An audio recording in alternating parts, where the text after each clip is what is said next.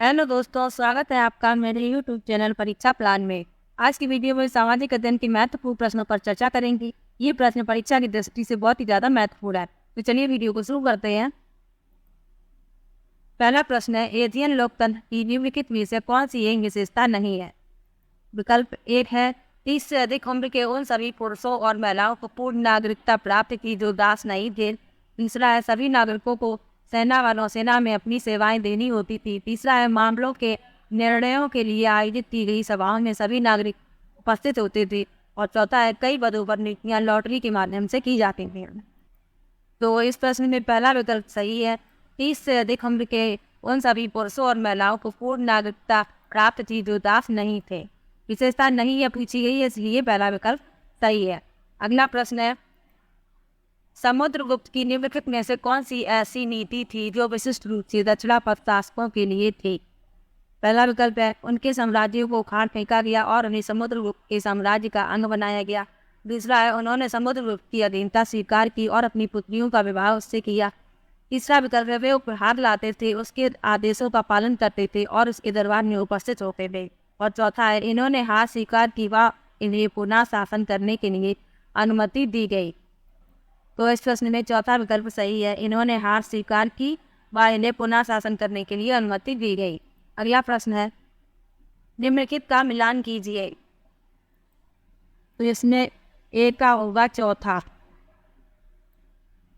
B का होगा पहला, सी का होगा दूसरा और डी का होगा तीसरा।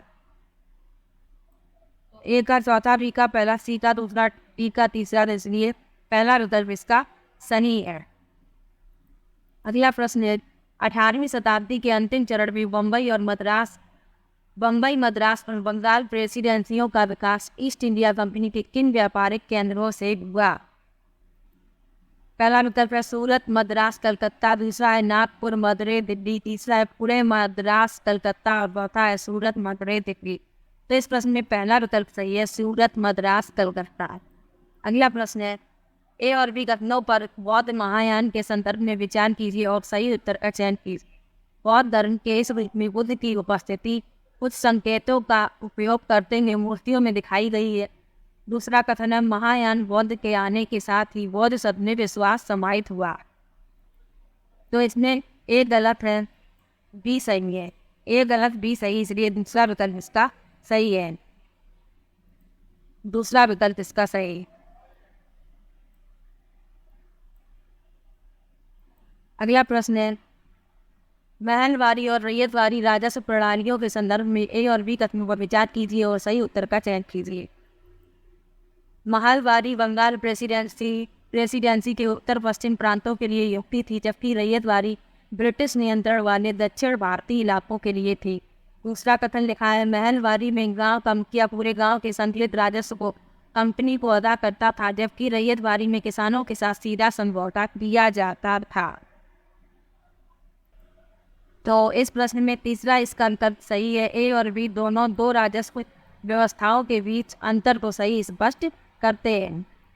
अगला प्रश्न है, सूफी संत के मकबरे को जाना जाता है। पहला विकल्प है खानकाह, दूसरा है ईदगाह, तीसरा है गुल फरोसा और चौथा है दरगाह। तो इसमें चौथा विकल्प सही है, दरगाह।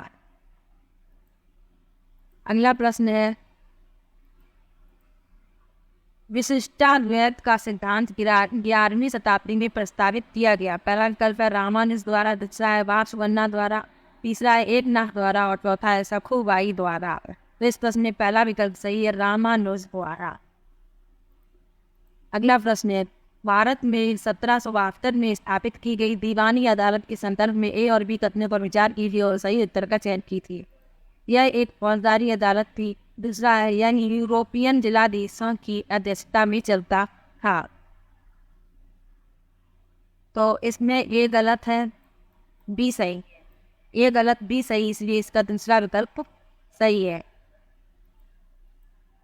गैरीसन नगर से अभिप्राय है। पहला विकल्प है नगर से लगी हुई भूमि जो इसे माल की आपूर्ति करती है। दूसरा है किले बंद बसाव जहाँ सैनिक रहते हैं। तीसरा है वह स्थान जहाँ विभिन्न उत्पादन केंद्रों के माल को बेचा जाता है और चौथा है एक महत्वपूर्ण व्यापारिक पत्तन नगर।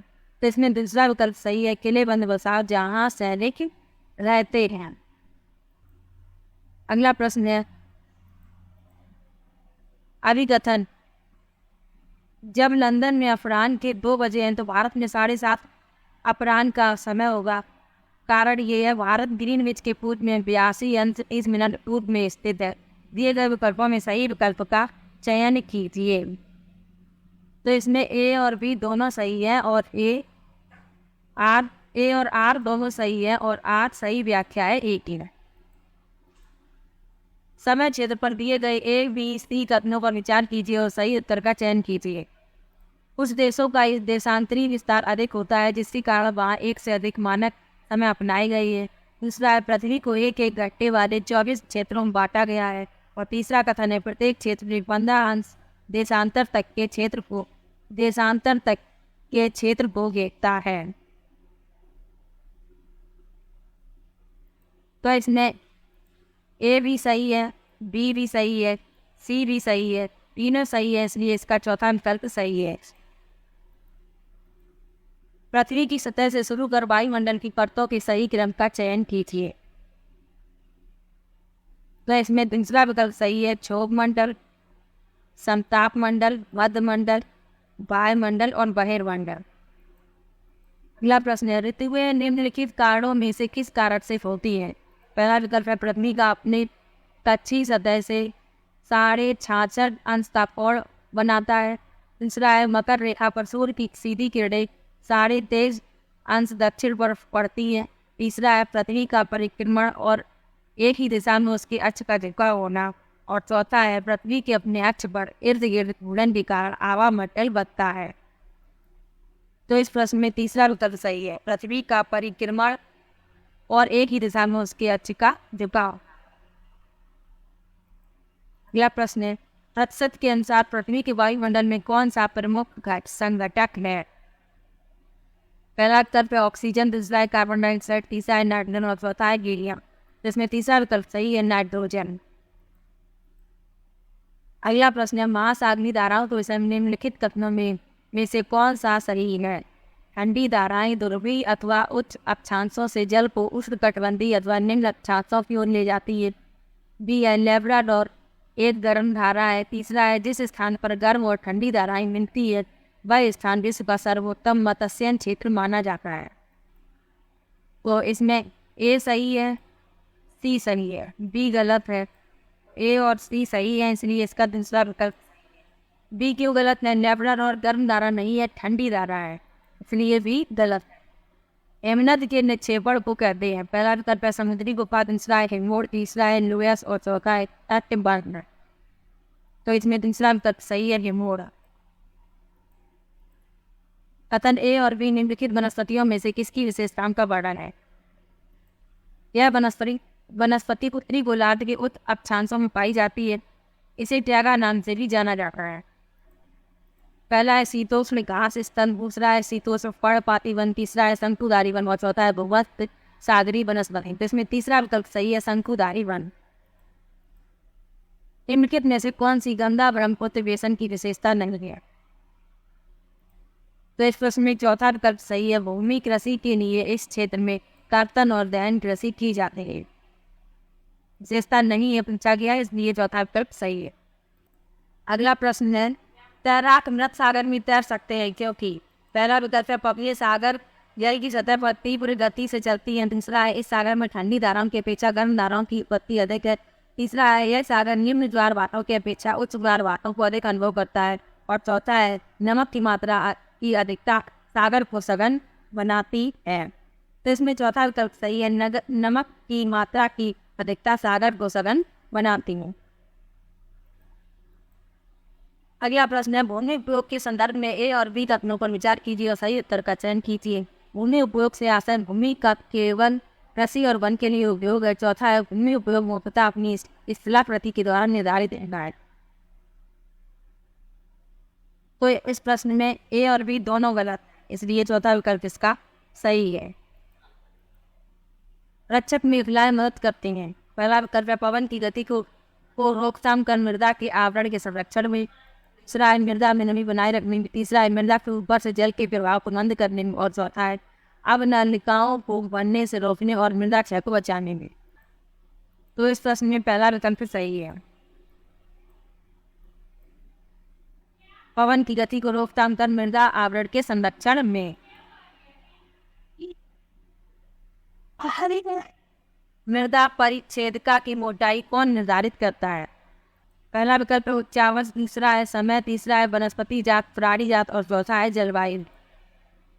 तो इस प्रश्न में दूसरा विकल्प सही है, समय। अगला प्रश्न है आयनी अकबरी के विषय में निम्नलिखित कथनों में से कौन सा सही है? यह अकबरनामा के शीर्षक के अंतर्गत अकबर के शासन के इतिहास की 3 जिल्दों में से पहली जिल्द है। दूसरा विकल्प है इसमें अकबर के पूर्वजों और अकबर के शासन की घटनाओं का विवरण दिया गया है। तीसरा है यह मिर्जा हाकिम द्वारा लिखी गई जो अकबर के दरबारियों में से एक था। और चौथा है यह अकबर के प्रशासन के विविध पहलुओं के विषय में संपन्न सांख्यिकीय विवरण प्रस्तुत करता है। तो इस प्रश्न में चौथा विकल्प सही है, यह अकबर के प्रशासन के विविध पहलुओं के विषय में संपन्न सांख्यिकीय विवरण प्रस्तुत करता है। अगला प्रश्न है निम्नलिखित में से किसने अपनी कृतियों को भी शामिल करते हुए बाबा गुरु नानक की रचनाओं को गुरुमुखी में संकलित किया? पहला विकल्प है गुरु गोविंद सिंह, दूसरा है गुरु अंगद, तीसरा है गुरु अर्जुन और चौथा विकल्प है गुरु तेग बहादुर। तो इस प्रश्न में दूसरा विकल्प सही है, गुरु अंगद। दादन व्यवस्था के अंतर्गत बुनकर और सौदागर के बीच निम्नलिखित में से व्यापार का कौन सा विहित सही है? सही विकल्प का चयन कीजिए। तो इस प्रश्न में तीसरा विकल्प सही है, सौदागर द्वारा सूत की आपूर्ति बुनकर के लिए की जाती है और तैयार कपड़ा बुनकर से कम कीमत पर वापस खरीदा जाता है। अगला प्रश्न है कोई व्यक्ति जिला जज के न्यायालय द्वारा दिए गए फैसले से असंतुष्ट है तो अपील प्रणाली के अनुसार वह निम्नलिखित न्यायालयों में से किसमें अपील कर सकता है? पहला है सत्र न्यायालय, दूसरा है उच्चतम न्यायालय, तीसरा है उच्च न्यायालय और चौथा है जांच न्यायालय। तो इस प्रश्न में तीसरा विकल्प सही है, उच्च न्यायालय। अगला प्रश्न है भारतीय संसद पर दिए गए ए और बी विचार कीजिए। कोई भी राजनीतिक दल जिसके पास लोकसभा में कितने भी संसदीय सदस्य हो वह सरकार बना सकती है। दूसरा है लोकसभा, राज्यसभा और राष्ट्रपति संसद के अंग हैं। तो इसमें केवल बी सही है, ए गलत है। केवल बी सही है, सिर्फ तीसरा विकल्प इसका सही है। नीचे दिए गए कथन का पठन कीजिए। सत्ता के दुरुपयोग की रोकथाम के लिए भारतीय राज्य कई नियंत्रण और संतुलन रखता है। ऊपर दिए गए कथन में भारतीय राज्य के अर्थ को प्रदर्शित करने वाले सही विकल्प का चयन। पहला विकल्प है भारतीय केंद्रीय सरकार, दूसरा है भारतीय अधिकारी तंत्र, तीसरा है कोई भी राज्य सरकार और चौथा है भारतीय राजनीतिक व्यवस्था। इस प्रश्न में चौथा विकल्प सही है, भारतीय राजनीतिक व्यवस्था। इतिहास का अध्यापन निम्नलिखित में से किस पर केंद्रीभूत होना चाहिए? पहला विकल्प है बहु प्रदर्शनों की संकल्पना और ऐतिहासिक विविधता के भाव का निर्माण, दूसरा है विद्यार्थियों को ऐतिहासिक परिप्रेक्ष्य में रहने की परिकल्पना के लिए प्रोत्साहित करना और अनुभव के साथ जोड़ना। तो इसमें ए और बी दो सही। निम्नलिखित में से किसके लेखन को प्राथमिक स्रोत के रूप में माना नहीं जा सकता?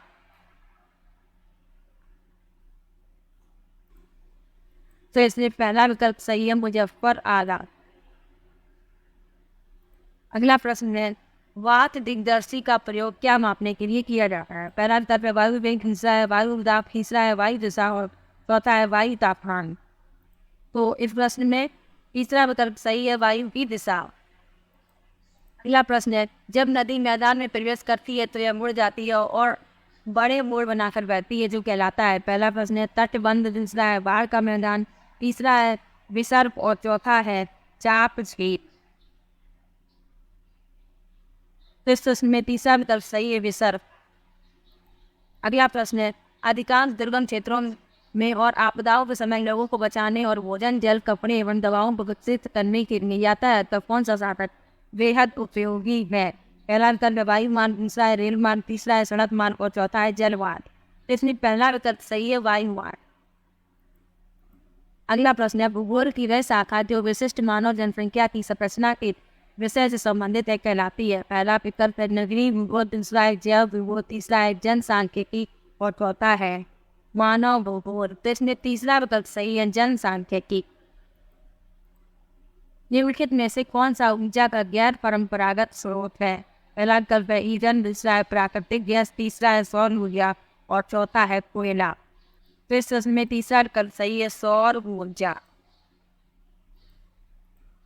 विशेष रूप से निर्मित टैंकों और तालाबों में मछली का प्रजनन कहलाता है। पहला विकल्प सेरीकल्चर, दूसरा है विटीकल्चर, तीसरा है हॉर्टिकल्चर और चौथा है पिस्सीकल्चर। तो इसमें चौथा विकल्प सही है, पिस्सीकल्चर। स्थल का एक सकरा भाग जो दो बड़े स्थलीय भागों को एक दूसरे से जोड़ता है उसे क्या कहते हैं? पहला विकल्प है जल संधि, दूसरा है स्थल संधि, तीसरा है द्वीप और चौथा है खाड़ी। तो इस में दूसरा विकल्प सही है, स्थल संधि। निम्नलिखित में से कौन सा महाद्वीप आकार में सबसे छोटा है? पहला विकल्प है ऑस्ट्रेलिया, दूसरा है दक्षिण अमेरिका, तीसरा है अफ्रीका और चौथा है यूरोप। तो इस प्रश्न में पहला विकल्प सही है, ऑस्ट्रेलिया। और सबसे बड़ा महाद्वीप कौन सा है? एशिया महाद्वीप। अजंता गुफा चित्रों में निम्नलिखित किए गए रंग निम्नलिखित में से किस सामग्री से प्राप्त किए गए हैं? पहला विकल्प है पशु अंगों के अवशेष, दूसरा है ग्रेफाइट, तीसरा है पौधों और खनिज और चौथा है सिलेट। तो इस प्रश्न में तीसरा विकल्प सही है, पौधों और खनिज। सबसे पुरानी पांडुलिपियां पर लिखी गई थी। पहला विकल्प है ताड़पत्रों, दूसरा है पत्थरों, तीसरा है कागज और चौथा है लकड़ी। तो इस प्रश्न में पहला विकल्प सही है, ताड़पत्रों। मानव इतिहास में निम्नलिखित में से कौन सी अवधि सबसे लंबी है? पहला विकल्प है पूरा पाषाण काल, दूसरा है मध्य पाषाण काल, तीसरा है नव पाषाण काल और चौथा है महापाषाण काल। तो इस प्रश्न में पहला विकल्प सही है, पूरा पाषाण काल। दिए गए कथनों ए और बी को पढ़िए और सही विकल्प का चयन कीजिए। पहला कथन है मेहरगढ़ पाकिस्तान के बोलन दर्रे के पास एक उपजाऊ मैदान में स्थित है। दूसरा है यहाँ खेती और पशुपालन के साथ पाए जाते हैं। तो इसमें ए भी सही है, बी भी सही है, दोनों सही है। ए और बी दोनों सत्य है, इसलिए चौथा विकल्प सही है। ऋग्वेद मूल रूप से किस भाषा में रची गई थी? पहला विकल्प है ब्राह्मी, दूसरा है पाली, तीसरा है संस्कृत और चौथा है प्राकृत। तो इस प्रश्न में तीसरा विकल्प सही है, संस्कृत। 6वीं शताब्दी ईसा पूर्व में मगध महाजनपद के पहले शासक थे। पहला विकल्प है महावीर, दूसरा है प्रसेनजीत, तीसरा है बिंबिसार और चौथा है अजातशत्रु। तो इस प्रश्न में तीसरा विकल्प सही है, बिंबिसार। निम्नलिखित में से कौन राज्यसभा सदस्यों का चुनाव करता है? पहला विकल्प है विधानसभा निर्वाचित क्षेत्रों के मतदाता, दूसरा है संसदीय निर्वाचन क्षेत्रों के मतदाता, तीसरा है लोकसभा सदस्य और चौथा है विधानसभा के सदस्य। तो इस प्रश्न में चौथा विकल्प सही है, विधानसभा के सदस्य, जिन्हें विधायक कहते हैं। अगला प्रश्न है भारत द्वारा निम्नलिखित में से किस शासन प्रणाली को अपनाया गया? पहला है संसदीय और एकात्मक, दूसरा है राष्ट्रपति और संघीय, तीसरा है राष्ट्रपति और एकात्मक और चौथा है संसदीय और संघीय। तो इस प्रश्न में चौथा विकल्प सही है, संसदीय और संघीय। अनुसूचित जातियों के लिए कितने संसदीय निर्वाचन क्षेत्र आरक्षित है? पहला विकल्प है 48, दूसरा है 84, तीसरा है 47 और चौथा है 74। तो इस प्रश्न में दूसरा विकल्प सही है, 84। भारत में अस्पृश्यता प्रथा के कारण निम्नलिखित में से किस मौलिक अधिकार का उल्लंघन किया जाता है? पहला विकल्प है समानता का अधिकार, दूसरा है स्वतंत्रता का अधिकार, तीसरा है शोषण के विरुद्ध अधिकार और चौथा है संवैधानिक उपचारों का अधिकार। तो इस प्रश्न में पहला विकल्प सही है, समानता का अधिकार। भारत के संविधान के अनुसार निम्नलिखित में से कौन सा मौलिक अधिकार नहीं? पहला विकल्प है शिक्षा का अधिकार, दूसरा है शोषण के विरुद्ध अधिकार, तीसरा है धर्म की आजादी का अधिकार और चौथा है संपत्ति का अधिकार। तो इस प्रश्न में चौथा विकल्प सही है, संपत्ति का अधिकार। संपत्ति का अधिकार कानूनी अधिकार। अगला प्रश्न है अस्पृश्यता के आधार पर भेदभाव को संदर्भित करती है। पहला विकल्प है शारीरिक विकलांगता, दूसरा है लिंग, तीसरा है जाति और चौथा है वंश। तो इस प्रश्न में तीसरा विकल्प सही है, जाति। अगला प्रश्न है प्रधानमंत्री का चुनाव कौन करता है? पहला विकल्प है मंत्रियों की परिषद, दूसरा है मुख्यमंत्री, तीसरा है सांसद और चौथा है सांसद और विधायक। इस प्रश्न में तीसरा विकल्प सही है, सांसद। अगला प्रश्न निम्नलिखित में से किसको भारत का पहला नागरिक कहा जाता है? पहला विकल्प है भारत के मुख्य न्यायाधीश, दूसरा है गृह मंत्री, तीसरा है राष्ट्रपति और चौथा विकल्प है प्रधानमंत्री। तो इस प्रश्न में तीसरा विकल्प सही है।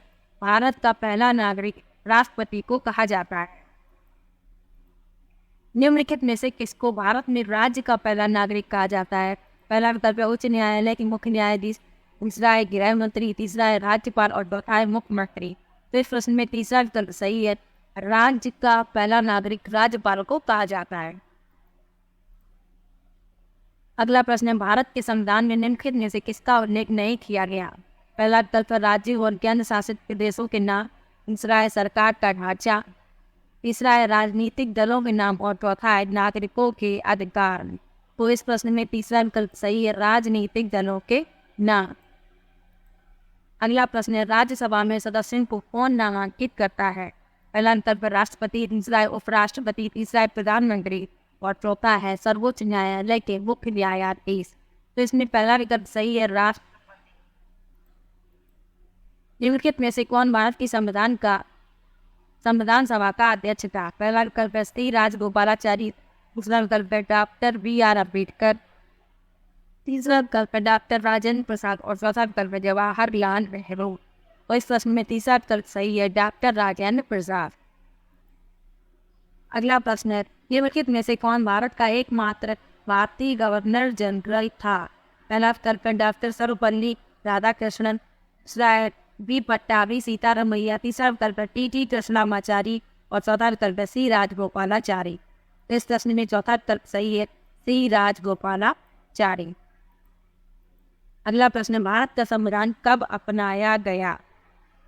अपनाया गया पूछा गया है, लागू कब किया गया ये नहीं पूछा गया है। तो इसमें 26 नवंबर 1949 को अपनाया गया और लागू कब किया गया?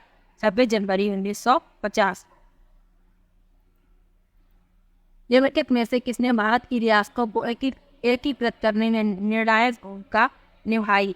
पहला विकल्प है जवाहरलाल नेहरू, दूसरा है सरदार वल्लभ भाई पटेल, तीसरा है डॉक्टर BR अम्बेडकर और चौथा है सी राजगोपालाचारी। तो इस प्रश्न में दूसरा विकल्प सही है, सरदार वल्लभ भाई पटेल। अगला प्रश्न है निम्नलिखित में से कौन भारत के संविधान की समवर्ती सूची के मामलों में कार्य करता है? पहला विकल्प है केंद्र सरकार और राज्य सरकारें, दूसरा है राज्य सरकारें और स्थानीय सरकारी निकाय, तीसरा है केंद्र शासित प्रदेश और चौथा है स्थानीय सरकारी निकाय। तो इस प्रश्न में पहला विकल्प सही है, केंद्र सरकार और राज्य सरकार है। अगला प्रश्न, निम्नलिखित में से कौन भारत की संविधान सभा में मसौदा समिति के अध्यक्ष थे? पहला विकल्प है सी राजगोपालाचारी, दूसरा है डॉक्टर BR अम्बेडकर, तीसरा विकल्प है डॉक्टर राजेंद्र प्रसाद और चौथा विकल्प है जवाहरलाल नेहरू। तो इस प्रश्न में दूसरा विकल्प सही है, डॉक्टर BR अम्बेडकर। अगला प्रश्न है 18वीं सदी में किसके नेतृत्व में बंगाल धीरे धीरे मुगल नेतृत्व से अलग हो गया?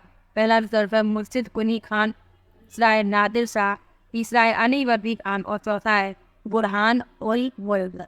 तो इस प्रश्न में पहला विकल्प सही है, मुर्शिद कुली खान। अगला प्रश्न, निम्नलिखित में से किस गवर्नर जनरल ने फैसला किया कि बहादुर शाह जफर आखिरी मुगल सम्राट होंगे और उनकी मृत्यु के बाद किसी भी वंशज को शासक के रूप में पहचाना नहीं जाएगा? पहला विकल्प है लॉर्ड डलहौजी, दूसरा विकल्प है विलियम बेंटिक, तीसरा विकल्प है लॉर्ड कैनिंग और चौथा विकल्प है लॉर्ड कॉर्नवालिस। इस प्रश्न में तीसरा विकल्प सही है, लॉर्ड कैनिंग। अगला प्रश्न है किस गवर्नर जनरल ने घोषित किया कि अवध पर गलत तरीके से शासन किया जा रहा था और उचित प्रशासन सुनिश्चित करने के लिए ब्रिटिश शासन की आवश्यकता थी? पहला विकल्प है लॉर्ड रिपन, दूसरा विकल्प है लॉर्ड कैनिंग, तीसरा विकल्प है लॉर्ड डलहौजी और चौथा विकल्प है लॉर्ड माउंटबेटन। तो इसमें तीसरा विकल्प सही है, लॉर्ड डलहौजी। कानपुर के किस शासक ने खुद को पेशवा कहा? पहला विकल्प है नाना साहब, दूसरा है बाजीराव प्रथम, तीसरा है बाजीराव द्वितीय और चौथा है बहादुर शाह जफर। तो इसमें पहला विकल्प सही है, नाना साहब। एडोसीट से क्या अभिप्राय है? पहला विकल्प है रॉकेट, जिसका उपयोग मानव निर्मित उपग्रहों को सूर्य की कक्षा में स्थापित करने के लिए किया जाता है। दूसरा सौर मंडल में खोजा गया एक नया उपग्रह, तीसरा है एक क्षुद्र ग्रह जो मंगल और बृहस्पति की कक्षाओं के बीच पाया जाता है और चौथा है एक मानव निर्मित भारतीय उपग्रह। तो इसमें चौथा विकल्प सही है, एक मानव निर्मित भारतीय उपग्रह। अगला प्रश्न है, पंचवाड़ी और बीजक में निम्नलिखित में से किस महान हस्ती के छंद और विचारों को संरक्षित किया गया है? पहला विकल्प है मीराबाई, दूसरा विकल्प है कबीर, तीसरा विकल्प है गुरु नानक और चौथा विकल्प है रविदास। इस प्रश्न में दूसरा विकल्प सही है, कबीरदास।